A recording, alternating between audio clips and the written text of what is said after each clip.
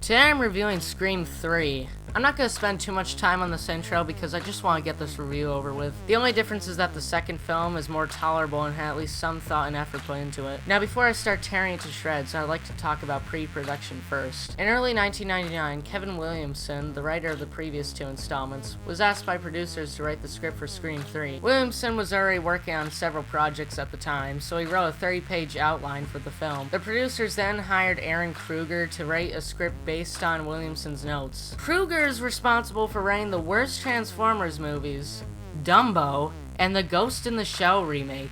You can already see where I'm going with this. His filmography can already explain the incredible drop in quality from Scream 2. Now on with the movie. It opens with Cotton Weary sitting in traffic. Ghostface calls him and demands the whereabouts of Sidney Prescott. After Cotton refuses, Ghostface tells him that his girlfriend, Christine, is in danger, so Cotton immediately rushes home. After taking a shower, Christine gets tricked by easily the worst part of this movie, the voice changer. Basically, it perfectly replicates someone's voice, so none of the characters can trust each other. Ghostface chases Christine through the house and still pretends to be Cotton on the other side of the door. Okay, I'm sorry, babe. I didn't mean to scare you that bad. It's me. Come on, open the door. Are you kidding me? How stupid is Ghostface supposed to be in this? Cotton gets home, but Christine emerges from the closet and whacks him in the head with a golf club because she still thinks it was him trying to kill her.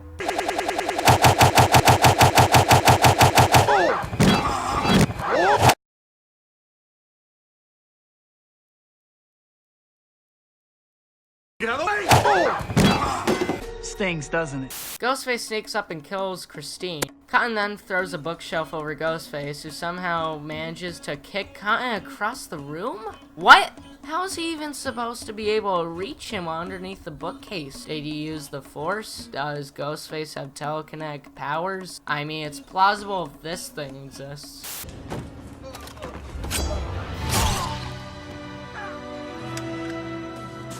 Now that opening scene is over, we catch up with Sidney Prescott, who is living in a heavily secured house and works as a crisis counselor. I mean, sure, I guess you could spend your entire day talking on the phone, even though the previous two attacks on you heavily involved phones. On the other hand, Gail Weathers is now giving lectures to college journalism classes. Detective Mark Kincaid contacts her to discuss the murders. According to Kincaid, Ghostface left an image of Maureen Prescott in Cotton's body. Gail arrives on set of Stab 3 where she finds Dewey Riley working as a technical advisor, who is also dating Jennifer Jolie, the actress playing Gail in Stab 3. Later on, one of the Stab 3 cast members, Sarah, gets a phone call from Ghostface while she's practicing her lines. She hides in a prop closet full of a bunch of empty Ghostface costumes for some reason and is immediately attacked by Ghostface.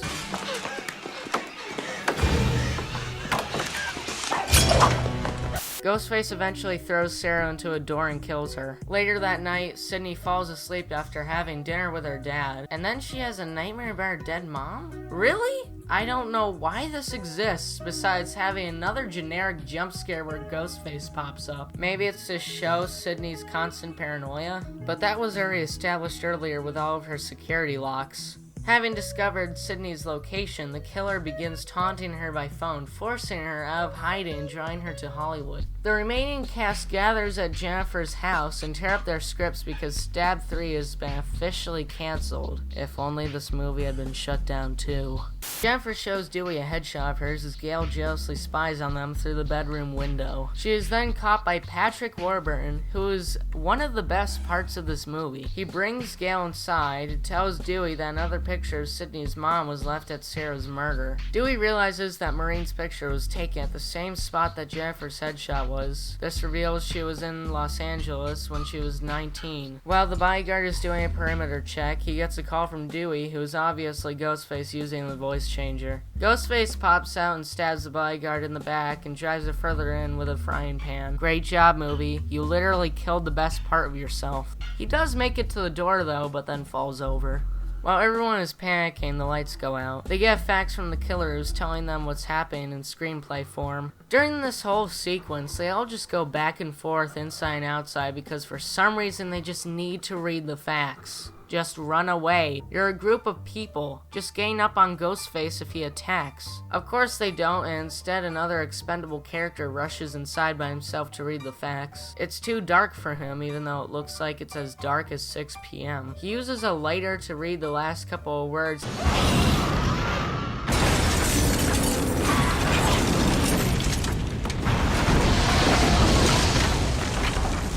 Excuse me, what? How did the house fill up with gas so quickly? And how did Ghostface know the dude would use a lighter to try and read the paper? The remaining characters escape by jumping over a fence. Why didn't you do that in the first place? Forget about the facts, just jump over the fence. This movie is hurting my brain. Gale is almost stabbed by Ghostface, but Dewey saves her by shooting Ghostface, who in turn hides under a car. On the ground next to the car is yet another picture of Maureen. This time it has writing on the back that says, "I killed her." Dewey and Gale go to Kincaid to tell him what happened, and they find out he's a little obsessed with Sydney. Where is she? Oh no, man. Wow, it's totally not an obvious red herring. Sydney arrives at the station and reunites with Dewey and Gale. She doesn't know anything about her mom though, so she isn't much of a help. Later on, Randy's never before mentioned sister, Martha, shows up and gives the three a tape. Told you I'd make a movie someday.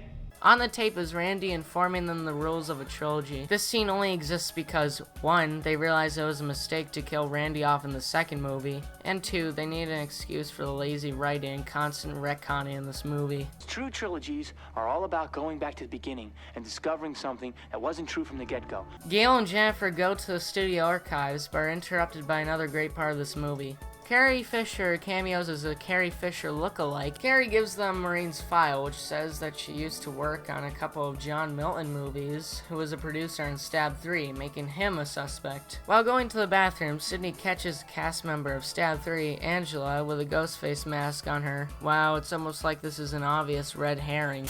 Dewey, Gale, and Jennifer confront Milton in his office, where Roman Bridger, the director of Stab 3, is complaining about his movie being cancelled. It also turns out to be Roman's birthday.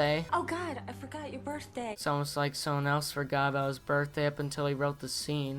Milton confirms that he worked with Sydney's mom, but he never mentioned it. Nothing happened to her that she didn't invite in one way or another, no matter what she said afterwards. Later that night, Sydney calls Dewey, telling him that she is going to Roman's party. Of course, Sydney isn't there. Man, it's almost like this voice changer only exists to get characters from one place to the other. While wandering around the mansion, Dewey and Gale discover the Ghostface costume and the voice changer. I still don't understand how that even works.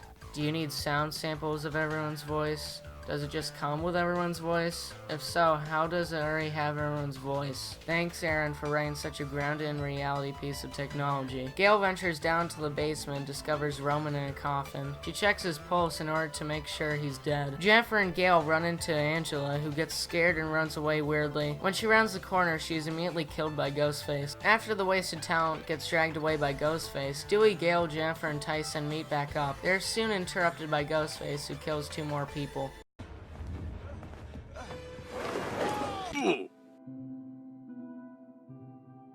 Ghostface knocks Dewey out and Gale calls up next to him. Meanwhile, at the police station, Sydney gets a phone call from Ghostface telling her to come to the mansion and that he is holding Dewey and Gale hostage. Once she arrives, Ghostface tells her to throw her gun into the pool before coming inside. Once inside, Ghostface attacks her, and just when you think she's over...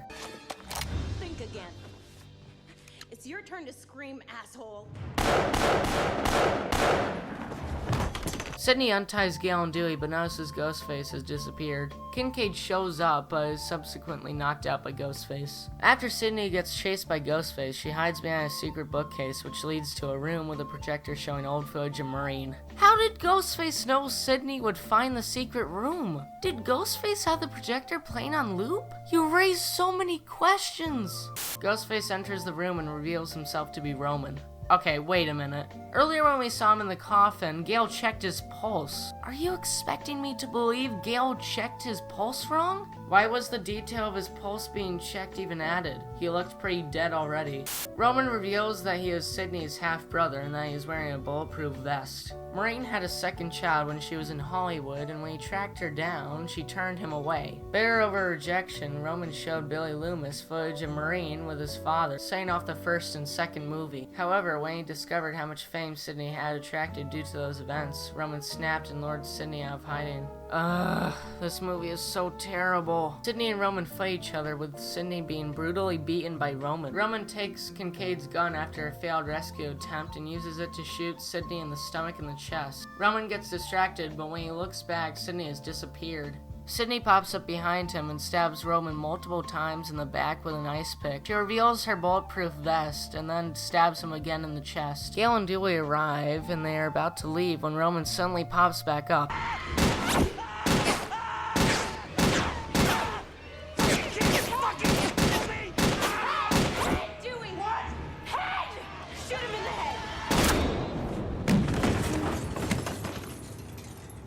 What? How come Dewey, a police officer, only shoots at his chest even though he saw Roman's bulletproof vest? How dumb is Dewey in this movie? Sure, he's goofy in the other ones, but he's not a complete idiot.